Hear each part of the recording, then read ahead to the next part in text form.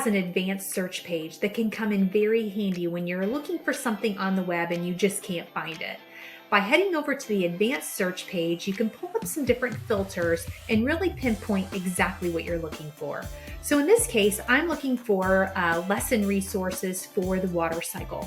Maybe I need some PowerPoint materials that I'm going to use as a launching point to create some of my instructional materials. So in this case, I go over, I type in water cycle for find the pages with all of these words, and you can really, narrow that down for something even more specific if you'd like.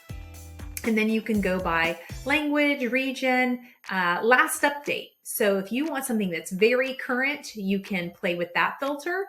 And then this is really nice, the file type. So I can go down and I can say PowerPoint. So I'm looking for a slideshow, and then I do an advanced search. So you can see right away, the Science Education at Jefferson Lab has a PowerPoint available.